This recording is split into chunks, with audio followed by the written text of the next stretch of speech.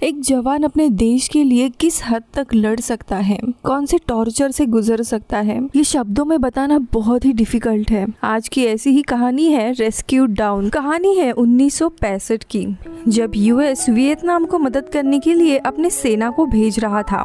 इसी में अमेरिका के एक नेवी शिप को देखते हैं जहाँ पे काफी सारे जवान वियतनाम के लिए जा रहे होते हैं। और इसी में हम डैंगलर को देखते हैं जो पायलट होता है और इस पूरे मिशन का लीडर था। अब यहाँ पे मीटिंग चल रही थी जहाँ पे डैंगलर का सीनियर एक सीक्रेट मिशन के बारे में इन्हें बताते हुए कहता है कि तुम सबको वियतनाम के उत्तरी इलाके में जाकर दुश्मनों के अड्डे पर अटैक करना है ताकि उनके सारे सप्लाई खत्म हो जाए। अब इनके जाने का समय आता है और ये लोग एक दूसरे को गुड बाय करते हुए निकल जाते हैं। हम डैंगलर को देखते हैं जो अपने फाइटर जेट के स्क्वाड के साथ लाओस शहर में जाता है और वहाँ काफी जगहों पे बॉम्ब फेंकने लगता है, लेकिन दुश्मन इनके जेट्स को देख लेते हैं और डैंगलर के जेट पर पूरा हमला कर देते हैं। और देखते ही देखते डैंगलर का प्लेन क्रैश होने लगता है, लेकिन वो कैसे तैसे खुद को बचाता है। लेकिन अब वो दुश्मनों के अड्डे पर था जहाँ पे बचना काफी मुश्किल था। लेकिन तभी उसे ढूंढते हुए वियतनामी सोल्जर आते हैं, जिसके कारण डैंगलर पास के ही जंगल में छुपने जाता है। वियतनाम के सोल्जर इसे ढूंढकर वहां से चले जाते हैं। डैंगलर अपने रेडियो को वहीं पे छोड़कर आगे बढ़ता है। उसके दिमाग में काफी चीजें चल रही थी कि अब वो यहाँ पे अकेला है, यहाँ से कैसे भी उसे निकलना था। खैर अब अगले दिन डैंगलर को ही ढूंढने के लिए यूएस हेलीकॉप्टर वहाँ पे आता है, जिसे देखकर वो काफी खुश होता है और सिग्नल देने लगता है। लेकिन तभी वहाँ पर कुछ लोकल लोग उसे दिखाई देते हैं, जिनके कारण वो छुपते हुए एक ऊंची जगह पर चला जाता है और एक छोटे मिरर से पायलट का ध्यान अपनी तरफ खींचने लगता है। लेकिन तब तक काफी देर हो गई थी, वो हेलीकॉप्टर वहाँ से दूर जा चुका था। अब निराश होकर डैंगलर नीचे आता है और एक नदी के यहाँ पे आकर पानी पीने लगता है। लेकिन तभी वियतनाम के जो आदिवासी सोल्जर होते हैं वो आकर डैंगलर को पकड़ लेते हैं, जिसके बाद उसे जंगल के बीचों बीच उनके गांव में लाया जाता है। डैंगलर बेचारा काफी कंफ्यूज था, हर एक को हेलो कर रहा था, लेकिन वहां जाने के बाद उसे जमीन पर बांध कर रखा जाता है। इतनी बड़ी कड़कती धूप में वो वहीं पर पड़ा हुआ था। वो बताने लगता है कि मुझे बाथरूम जाना है, प्लीज मुझे खोलो। लेकिन यहाँ के लोग अमेरिकन पे बहुत ज्यादा गुस्सा थे, इसीलिए उसकी कोई भी बात मानी नहीं जाती और यहाँ पे किसी को इंग्लिश समझ में भी नहीं आ रही थी। अब पूरे 2 दिन हो गए थे, खाना पीना ना होने के कारण वो बेहोश होने लगता है। लेकिन जब उसकी आंख खुलती है तब वो देखता है एक लड़का एक कीड़ा लेकर उसे काफी सता रहा था। कि इसी हालत में उसका पूरा दिन बीत जाता है। अब अगले दिन ये सोल्जर्स डैंगलर को वहाँ से लेकर जाते हैं, जहाँ पे काफी चलने के बाद ये लोग आराम करने के लिए एक जगह रुकते हैं। लेकिन तभी एक हेलीकॉप्टर वापस से उसे ढूंढते हुए यहाँ पे आता है। ये देख ये लोग झाड़ियों में छुप जाते हैं। पता अब इन्हें लगता है कि डैंगलर ने ही किसी तरह का सिग्नल दिया होगा, इसीलिए इन सोल्जर का लीडर उसके ऊपर काफी गुस्सा हो जाता है और उसे पेड़ से बांधकर उसके आसपास पूरा गोलियां चलाने लगता है। लेकिन वो लीडर डैंगलर को और टॉर्चर करने के लिए उसके पास आता है और कान के साइड में ही जोर से शूट कर देता है, जिसके कारण डैंगलर के कान थोड़े डैमेज हो जाते हैं। इसके बाद ये लोग डैंगलर को अब वियतनामी के उस एरिया के गवर्नर के पास लेकर आते हैं, जिसे इंग्लिश समझ में आ रही थी और वो डैंगलर से काफी अच्छे से बात करता है। अब डैंगलर यहाँ पे अपनी आइडेंटिटी छुपाने के लिए उसे कहता है कि मैं जर्मन हूँ, लेकिन वो आदमी डैंगलर का झूठ पकड़ लेता है। इसके बाद गवर्नर डैंगलर से कहता है कि हम तुम्हें यहाँ से जाने देंगे, कोई नुकसान नहीं पहुँचाएंगे, लेकिन इसके लिए तुम्हें एक पेपर पे साइन करना होगा जिसमें लिखा है कि तुम अमेरिकन हो और इस वॉर के खिलाफ हो, तुम्हें यहाँ पे जबरदस्ती भेजा गया है और मेरा देश के नेता गरीब देशों का फायदा उठा रहे हैं। अब ये सुनते ही डैंगलर कहता है कि ये सच नहीं है, मैं अपने देश से प्यार करता हूँ और साइन करने से मना कर देता है, जिसके कारण उसे वापस से उन्हीं सोल्जर के हवाले किया जाता है। लेकिन इस बार वो डैंगलर को बहुत ही ज्यादा टॉर्चर करते हैं। सबसे पहले भैंस से बांधकर उसे पूरा घसीटते हुए गांव में लेकर आते हैं, जहाँ पे गांव वाले उसे पत्थर मार रहे थे। इसके बाद उसे पेड़ से उल्टा लटकाया जाता है और उसके चेहरे पर मधुमक्खी का छत्ता लगाया जाता है, जहाँ पे सारी मक्खियाँ उसे काटने लगती है, जिसके कारण वो वहीं पर बेहोश हो जाता है। लेकिन ये देखते ही उसे निकालकर सीधा एक छोटे कुएं में डुबाया जाता है और पूरा दिन उसी में रख देते हैं। वो वहीं पर बेहोश हो जाता है। उसकी हालत बहुत ही खराब थी। जब से यहाँ पे लैंड हुआ था उसने कुछ भी खाया नहीं था। अब अगले दिन उसे एक प्रिजन कैंप में लेकर जाते हैं जो जंगल के बीचों बीच था और इसके जैसे ही लोगों को वहाँ पे रखा गया था। अब कैसे तैसे वो वहाँ पे रात गुजारता है और अगले दिन सुबह डैंगलर बाहर आता है जहाँ पे उसकी मुलाकात दूसरे कैदियों से होती है, जहाँ पे वाइसी, फ्लिस्ट, प्रोसेट नाम के 3 फॉरेनर होते हैं और 2 अमेरिकन पायलट जिनका नाम डिबन और मार्टिन था, जो काफी सालों से वहीं पर फंसे हुए थे। ये देखकर डैंगलर को बहुत ज्यादा गुस्सा आता है कि उसके लोगों ने उन्हें रेस्क्यू करने की कोई भी कोशिश नहीं की, यानी कि वो भी यहाँ पे फंसा रह सकता है। अब वो धीरे धीरे इन सब से बात करने लगता है। यहाँ पे हम देखते हैं बाकी सारे कैदियों की हालत बहुत ही ज्यादा खराब थी, मानो उन्हें खाने ही नहीं दिया गया हो। अब दिन में इन सबको कैंप में घूमने की आज़ादी थी, लेकिन रात में इन्हें एक झोपड़ी में बंद कर दिया जाता था और इनके हाथों को एक दूसरे के हाथों से बांधकर और पैरों को एक लकड़ी के लॉक से बांध दिया करते थे।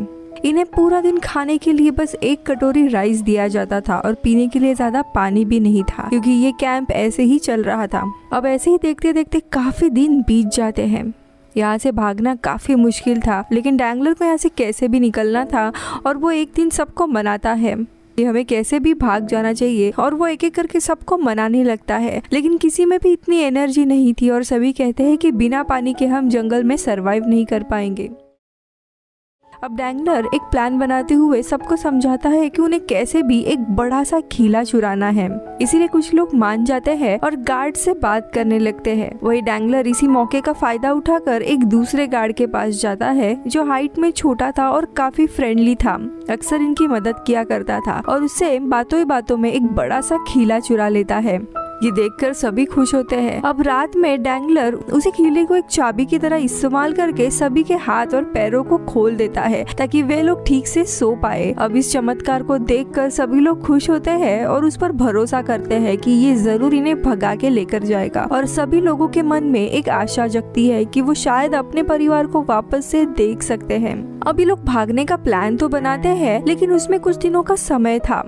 इसी दरम्यान एक दिन यूएस के कुछ फाइटर जेट्स वहां से गुजरते हैं, जिसे देखकर सारे कैदी बाहर आकर जोर जोर से पुकारने लगते हैं, इशारा करने लगते हैं। ये देखकर उन गार्ड्स को काफी गुस्सा आता है और एक गार्ड मार्टिन के पास गोली चलाता है, जिसके कारण उसके सर में काफी चोट आती है और इसी के चलते इन्हें प्लान को पोस्टपोन करना पड़ता है।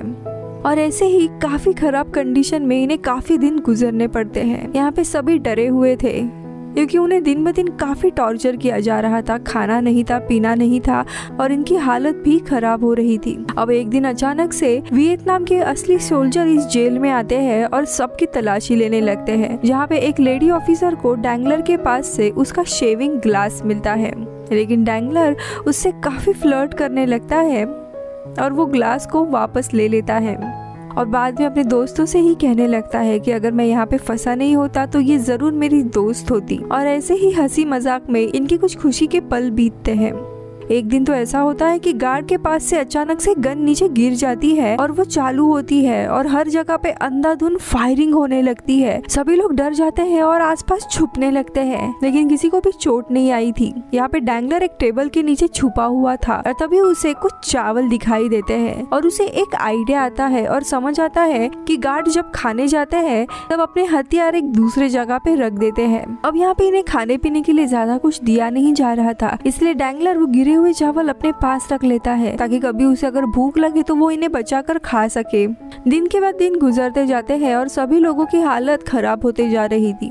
एक दिन डैंगलर अपने झोपड़ी में बैठकर वही चावल गिन रहा था और तभी पीछे से उसके दोस्त आकर उसके लिए हैप्पी बर्थडे गाते हैं, क्योंकि आज डैंगलर का बर्थडे है और उसके दोस्तों को ये बात याद थी। ये देखकर डैंगलर खुशी से रोने लगता है।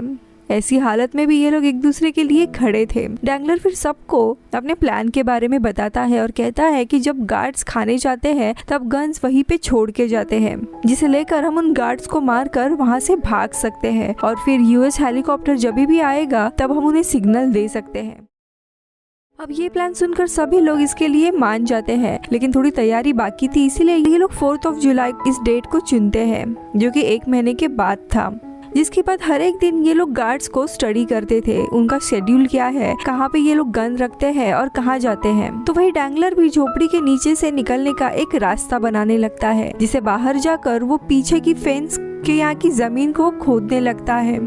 अब यहाँ पे कैंप में खाने की कमी होने लगती है, इसीलिए इन कैदियों को कुछ भी खाना या पानी नहीं दिया जाता। इसीलिए सभी लोग काफी कमजोर हो गए थे। खाने की कमी के कारण इन्हें एक दिन तो कीड़े दिए जाते हैं खाने के लिए। वही वाइसी एक दिन कुछ गार्ड्स को बात करते हुए सुनता है।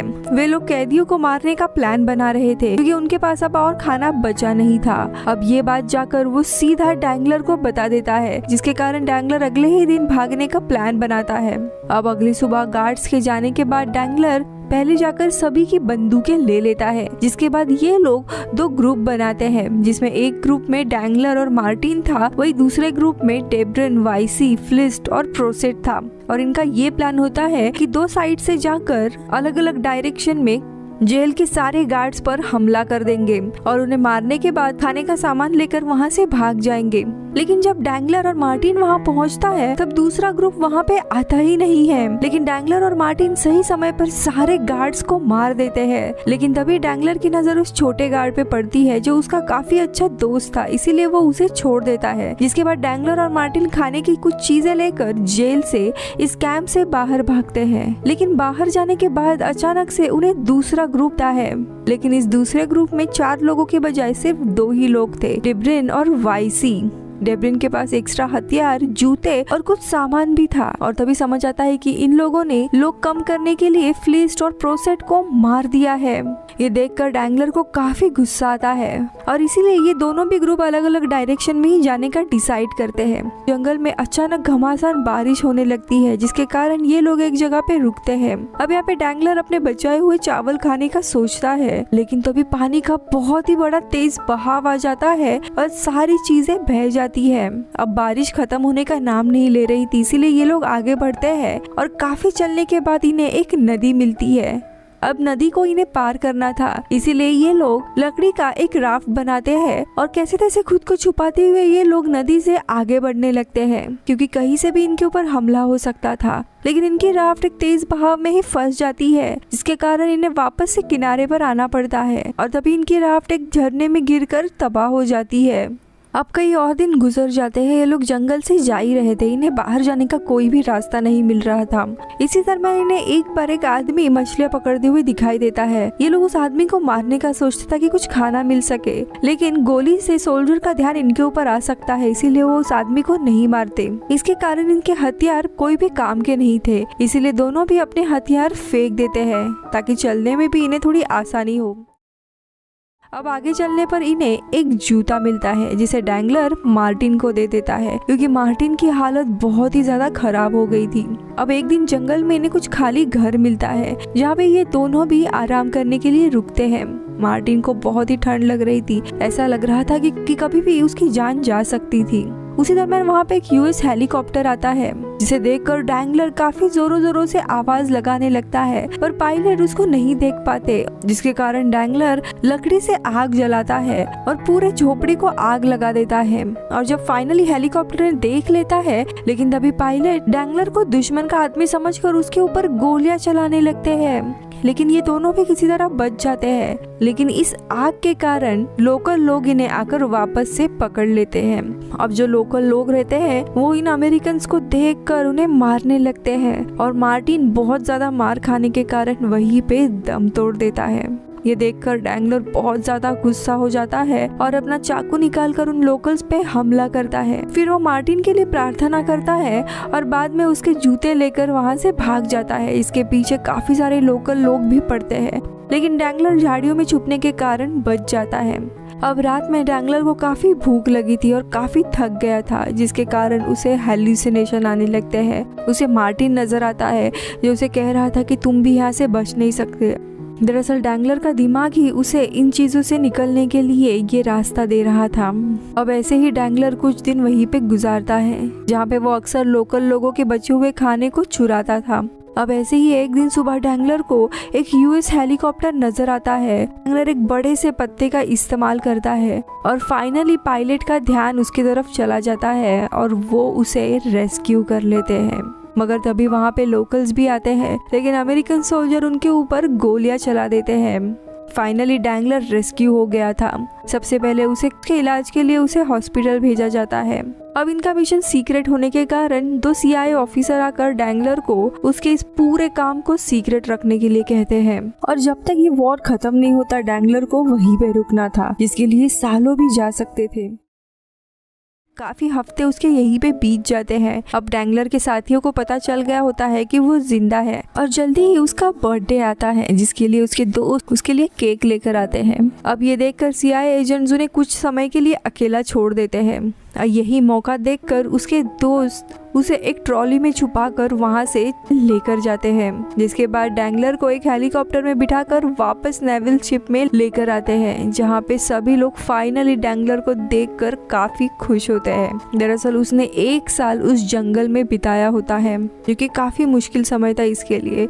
डैंगलर जब वापस आता है तब उसकी हालत बहुत ज्यादा खराब होती है, एक कान उसका डैमेज हो गया था और इसी के 1 साल के बाद डैंगलर नेवी से रिटायर्ड होकर ट्रेनी पायलट बनता है।